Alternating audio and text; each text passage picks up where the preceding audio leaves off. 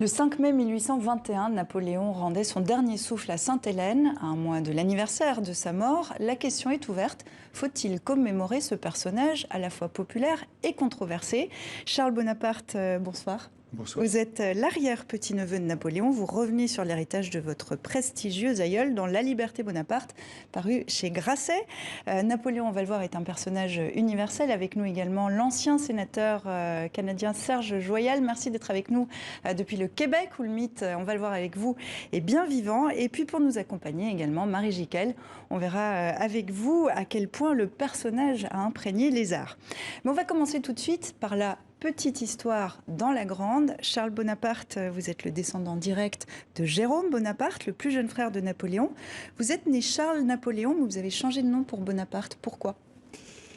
Eh bien, à un moment, si vous voulez, pour hériter, pour prendre la pleine mesure de cet héritage, il m'a fallu faire un bilan de ce que j'acceptais, de ce que j'acceptais moins et de ce que je n'acceptais pas du tout. Voilà. Et en définitive, j'ai considéré que le nom de Bonaparte représentait davantage ce que j'avais vécu jusqu'alors, ce que j'aimais, ce que j'appréciais. Et donc j'ai repris la logique, en définitive, c'est-à-dire le nom de ma famille, Bonaparte. Alors un an avant sa mort, Louis-Napoléon, votre père, ne digère pas votre divorce et votre remariage. Il vous déshérite au profit de votre fils, qui est devenu le chef de la famille impériale en 1997. Est-ce que vous avez des regrets ? Ah, de regret aucun. Moi, j'ai vécu ma vie, si vous voulez. J'ai cherché à être cohérent entre ma vie personnelle, ma vie professionnelle, mes options politiques et cet héritage. Et donc, c'est cet exercice de cohérence qui m'a conduit effectivement à considérer qu'un titre de prince, ce n'était pas ce qui était le plus important, mais que par contre, le nom de Bonaparte, parce que ça représentait une tradition vivante pour les Français et bien au-delà, ça, c'était important. Est-ce que c'est un héritage moral dont vous avez été privé et qui est peut-être lourd à porter ? Pas du tout, ce n'est pas un héritage dont j'étais privé, au contraire c'est un héritage auquel j'ai donné un sens, qui est un sens particulier, qui est celui de la reconnaissance de l'homme héritier de la Révolution, qui prend la France au lendemain de la Révolution et qui jette les bases de la République. C'est un changement absolument considérable qu'il a imposé à la France par son courage, par sa lucidité, par sa capacité à décider et qui continue à influer aujourd'hui la vie de la France et de l'Europe. Eh ben, on va s'y intéresser justement, on va élargir un petit peu à la grande histoire. Maintenant, Serge Joyal, Napoléon, on peut le dire, vous fascine. Il a été une figure méprisée d'abord, puis adulée au Canada français, comme on appelait alors le Québec. Pourquoi cet intérêt pour Napoléon, qui ne s'est lui jamais vraiment intéressé au Canada de sa vie ? Pour vraiment deux raisons particulières. La première, c'est d'abord qu'il nous a inspiré pour le Code civil, c'est-à-dire ce que nous avons appelé au Canada le Code Napoléon. Et ce code est essentiel à la structuration de la société canadienne-française, puisqu'il porte les éléments de la tradition civiliste française à l'encontre de la common law britannique. Alors, la codification des lois françaises, des coutumes françaises par Napoléon, c'est un héritage qui nous a inspiré dans la rédaction du Code civil du Québec au milieu du 19e siècle. Le deuxième élément de l'importance de Napoléon, c'est son caractère, c'est-à-dire son esprit combatif. C'est un homme qui ne désarme jamais, un peu comme cette société française en Amérique, au Canada, qui, devant une mer d'anglophones de 380 millions, est toujours résistante, affirmative de son identité, affirmative de sa langue, affirmative de ses racines. Et pour nous, Napoléon symbolise cet esprit de résilience à l'égard de la cohabitation sur un continent qui est dominé par une culture d'inspiration anglo-saxonne. Voilà, parce que Napoléon a fini par devenir une idole de la résistance au monde anglo-saxon. On va regarder un extrait d'un documentaire dont vous êtes le guide. Ça s'appelle « Le mythe de Napoléon au Canada français ».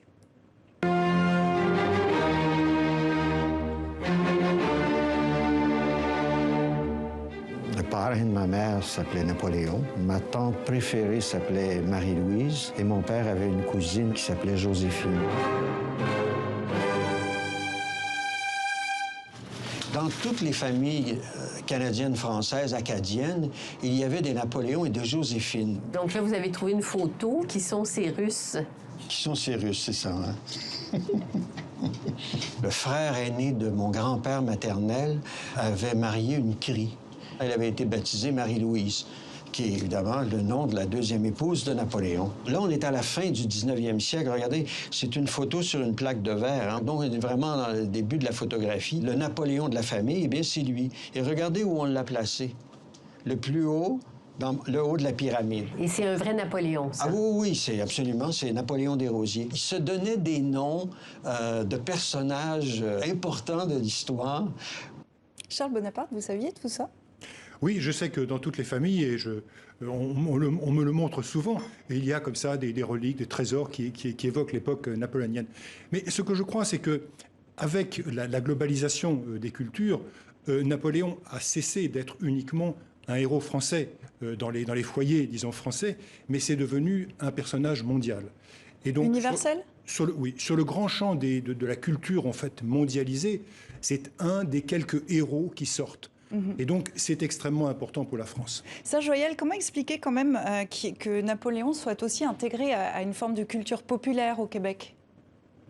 Bien, je crois que Napoléon est toujours actuel. Le nom Napoléon est associé dans la société de consommation dans laquelle nous sommes à des produits de qualité, des produits qui durent et même des produits de luxe. Alors, au Québec, il y a un café Napoléon, il y a des fromages Napoléon, il y a des montres que l'on vend sous l'étiquette Napoléon, il y a des barbecues, vous savez, ces grilles automatisées avec le gaz qui sont Napoléon, il y a des piscines Napoléon. Finalement, on est imprégné d'une ambiance qui fait toujours appel au souvenir de cet homme dont la volonté de faire marque en définitive la durabilité des produits et leur qualité auxquels on peut se fier. Alors cette idée de Napoléon intégré dans la société de consommation est toujours extrêmement vivante au Québec. C'est très étonnant, mais il y a une raison qui, comme je le souligne,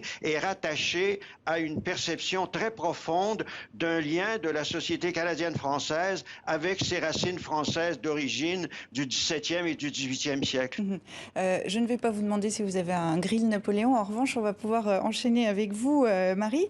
Il y a une exposition au musée de l'Armée, exactement. Et on va revenir justement sur les objets. Oui, on va revenir sur ces objets. Mais cette exposition s'appelle « Napoléon n'est plus » et elle est consacrée à la mort de Napoléon, une disparition très documentée par les compagnons d'exil de Napoléon. On retrouve des lettres, des croquis, mais l'exposition propose aussi de voir la pendule de Napoléon arrêtée à l'heure de sa mort, mais aussi les outils de son autopsie. Je laisse Émilie Robe, la commissaire de l'exposition, vous révéler les autres pépites de cet événement. La question d'origine était comment ça se fait que Napoléon est mort depuis 200 ans et qu'on continue à parler de lui. Et on s'est aperçu que sa mort et les circonstances de sa mort jouaient un rôle central dans cette légende, dans cette mémoire napoléonienne.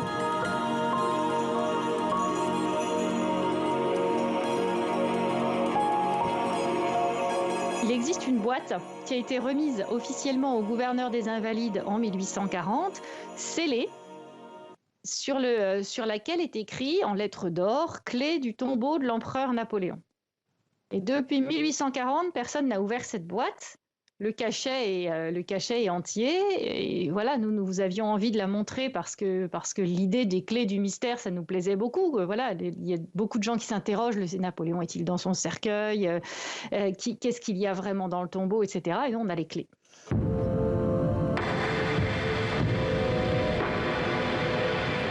Ce sont les clés du cercueil d'ébène qui est à l'intérieur du gros tombeau de quartzite sous le dôme des Invalides. Nous avons beaucoup travaillé aussi autour du masque mortuaire de l'empereur. La question, c'est de savoir un peu quel est le vrai visage de Napoléon. Donc le masque mortuaire devait permettre aux contemporains d'approcher au plus près la personnalité, les traits du grand homme. Quel est le vrai visage de Napoléon? La question ne se pose pas que pour son faciès. On a d'un côté un personnage, le personnage préféré des Français, de l'autre un homme controversé pour avoir trop aimé la guerre, rétabli aussi l'esclavage dans les colonies. Qui dit héritage, c'est le vôtre, hein, on l'a compris, celui de votre famille, celui de la France, celui plus universel aussi qui va jusqu'au Québec. Qui dit héritage dit droit d'inventaire. Qu'est-ce qu'on garde dans cet héritage? Je pense effectivement que c'est une idée très importante, parce que, faute de quoi, on se conduit à juger, si vous voulez, l'histoire, le passé, avec des concepts contemporains. Et donc, on finit par ne plus comprendre exactement de quoi il s'agit. Donc, il y a plusieurs étapes. Il faut d'abord apprendre l'histoire, et il faut la comprendre les causes et les effets qui conduisent aux situations d'une décision et qui nous conduisent jusqu'à nos jours. Et puis ensuite, le citoyen qui vit dans la France d'aujourd'hui ou dans le monde d'aujourd'hui a parfaitement le droit d'avoir un regard de citoyen d'aujourd'hui sur cette histoire. Le regard d'aujourd'hui, ça serait de dire qu'il est raciste, sexiste, despotique, militariste, colonisateur. Est-ce que, malgré tout, il n'y a pas une nostalgie par rapport au grand passé de la France qui fait qu'on lui passe un peu certaines choses depuis longtemps? Alors, ce que je crois, c'est que chaque époque interroge l'histoire avec ses préoccupations. Donc les préoccupations dont vous parlez sont les préoccupations des citoyens de notre temps, que je partage, mais ça n'est pas la totalité de l'histoire de Napoléon. Comment expliquez-vous, par exemple, que l'année dernière, j'étais à Shanghai, envoyé par la Commission européenne pour faire la promotion du tourisme et de la culture européen, en parlant de l'itinéraire culturel européen que j'anime, qui s'appelle Destination Napoléon. Donc Napoléon est un personnage très important pour la promotion de la France et de l'Europe, j'insiste sur ce point, et de l'Europe, dans le monde entier. Est-ce qu'il est important aussi pour la promotion du Québec chez vous? Extrêmement important parce que ça permet en définitive à l'imaginaire populaire de se rattacher à une grande histoire universelle. Et quand on est une minorité culturelle, comme je le soulignais, dans une mer d'anglophones, il est extrêmement important d'avoir des soupapes, c'est-à-dire d'avoir des liens qui nous rattachent à une immensité ou à une culture plus large. Et c'est ce que Napoléon représente. L'idée européenne est une idée qui, à l'origine, était portée par Napoléon. Elle était portée, évidemment, au fil de l'épée et des armes, mais l'idée de base a survécu, et c'est ce qu'on connaît aujourd'hui dans un contexte, évidemment, pacifique, dans un contexte de respect des peuples, dans un contexte contemporain de liberté. Autrefois, évidemment, cette idée, elle était véhiculée à travers les armes. Mais à la base, l'idée d'une culture universelle, de valeurs universelles, était une idée porteuse, une idée auquel aujourd'hui on adhère toujours. Il y a pourtant une bataille sur le champ mémoriel, c'est donc l'année du bicentenaire de la mort de Napoléon. Personnage ambigu, un bilan contrasté, ce qu'il faut commémorer. Alors, commémorer, ça veut dire que plusieurs mémoires se rencontrent. Je n'ai pas dit célébrer, j'ai bien dit commémorer. Commémorer, ça veut dire qu'il y a plusieurs mémoires qui se rencontrent. Je préside une fédération de villes européennes dans lesquelles nous avons... Une cinquantaine de villes une cinquantaine de villes dans lesquelles il y a aussi bien des Portugais ou des Espagnols pour qui ça a été un envahisseur, des Français naturellement pour lesquels ça a été le fondateur de la République et l'empereur, des Italiens, puisqu'il a lancé au fond l'unité italienne, des Polonais, puisqu'il a réhabilité la nation polonaise, que des Russes qu'il a envahis.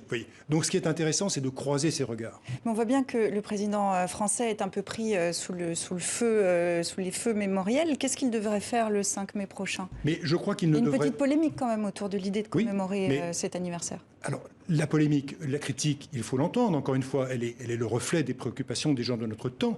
Mais il n'a aucune raison d'être embarrassé s'il considère que toute l'Europe considère Napoléon comme un personnage considérable et que la culture du monde entier, donc y compris et pas seulement donc au Canada, considère que c'est un personnage très très important. Alors on va s'intéresser maintenant à un autre volet de ce grand angle, c'est le fait que ce personnage a fait couler beaucoup d'encre. On peut citer 85 000 livres. On va se pencher sur la place de Napoléon dans les arts qu'il a largement inspiré, Marie. Oui, l'épopée napoléonienne, elle a fasciné les grands artistes du 19e siècle. Napoléon, il est devenu la muse de grands poètes comme Victor Hugo ou Lamartine. Victor Hugo qui parle même d'un dieu. Et puis la légende de Napoléon, elle s'est aussi construite autour de ses portraits. Napoléon Ier sur le trône d'Ingres ou le sacre de Napoléon de Jacques-Louis David. Et puis après, au siècle d'après, Napoléon, il s'est retrouvé à la télévision et au cinéma, notamment avec Christian Clavier ou Philippe Torreton, mais aussi Marlon Brando et le comédien Daniel Mesguich, ce sosie de Napoléon, a joué dans Joséphine ou la comédie des ambitions. On l'écoute. On m'a toujours dit qu'à l'époque, je ressemblais à Napoléon. Peut-être un peu moins maintenant, parce que... mais je ressemblais à Napoléon. Alors, voilà, donc je n'avais pas trop de difficulté à me prendre pour momentanément momentanément me prendre pour Napoléon. Nous avons essayé de ne pas tomber dans les clichés. Alors il y en a forcément, parce qu'il y a toujours des clichés pour ce genre de personnage, mais de ne pas sombrer dans les clichés. Par exemple, à aucun moment je ne mets ma main dans mon gilet, enfin vous voyez, à aucun moment je ne fais les choses qu'on attendrait comme ça. C'était une star. Et il est resté, pour toutes les raisons du monde, aussi bien les pires, le colonialisme, l'esprit cocardier, voire nationaliste, que tout simplement parce que c'est un homme génial. Voilà. Et dans tous les cas, donc, il est resté très présent dans l'esprit français. Moi, je me souviens que il m'est arrivé, avant ce film, de manger dans des assiettes où il y avait la bataille d'Austerlitz, le portrait de Bonaparte au pont d'Arcole, enfin, vous voyez, des reproductions dans l'assiette même. J'étais une star, c'est-à-dire que je ne pouvais pas faire 10 mètres dans la rue sans être arrêté par les gens qui me demandaient un autographe. Pas forcément parce que j'étais le meilleur acteur de ma génération, mais parce que j'avais un acteur qui avait joué Napoléon. C'est-à-dire que c'est un peu comme s'il demandait à Napoléon de signer un autographe. Je dis encore, je dis pour la énième fois de ma vie, je n'étais pas Napoléon, j'ai joué un rôle, je me suis amusé comme un fou, c'était formidable, mais c'est tout. Charles Bonaparte, tout ça vous fait beaucoup sourire. Hein. Plus récemment, il y a même eu des jeux vidéo oui. qui s'inspirent de la vie de Napoléon. Charles Bonaparte, vous appréciez toutes ces œuvres qui retracent la vie Mais je pense qu'il est tout à fait normal qu'on utilise tous les médias disponibles pour parler de son histoire. Je vais vous raconter une anecdote. Aux Invalides, il y a 1 300 000 visiteurs par an. Il y a donc à Las Vegas un lounge qui s'appelle Napoleon Lounge, dans lequel passent 30 millions de personnes. Alors où est la culture contemporaine? Est-ce qu'elle est aux Invalides ou est-ce qu'elle est dans le lounge de Las Vegas? Je pense que... Poser la question, c'est y répondre. Est-ce qu'il y a une œuvre qui vous a plus touché, hein? Une œuvre cinématographique Ah bah oui, j'ai vu tout ça. J'aime beaucoup Clavier, parce que j'aime bien cette distance qu'il prend avec le personnage. Et vous, Serge Joyal, est-ce qu'il y a une œuvre qui vous a plus touché une interprétation? Ce qui est intéressant de constater au Canada, c'est que tous les premiers ministres depuis 100 ans, lorsqu'ils prennent une décision qui semble affirmative, imposer leur volonté, ils sont immédiatement caricaturés dans tous les journaux sous les traits de Napoléon. C'était le cas de Wilfrid Laurier, c'était le cas de M. Trudeau père, le cas de M. Chrétien. Au niveau de la province, de l'État du Québec, c'était le premier ministre Duplessis, René Lévesque, même Mme Pauline Marois, qui était la première ministre femme, elle était caricaturée sous les traits de Joséphine, couronnée par le ministre senior de son groupe politique. Le maire de Montréal, le maire de Québec, tous les hommes politiques, dès qu'ils sont affirmatifs d'une volonté de faire dans une situation donnée, sont caricaturés sous les traits de Napoléon depuis 100 ans. Alors vous imaginez bien que dans l'esprit populaire, Napoléon est immédiatement compris, sans explication, quelle que soit la personne, dans un contexte donné. Alors, nous avons quand même, pardonnez-moi beaucoup, on a quand même permis d'apporter un petit peu d'explication. Merci beaucoup à Serge Joyal d'avoir été avec nous depuis l'ancien Canada français. Charles Bonaparte, merci beaucoup à vous aussi. Je vous remercie. Marie, je vous dis à demain. Et puis on enchaîne avec tout de suite l'invité de Patrick Simonin. Il s'agit de Benjamin Castaldi.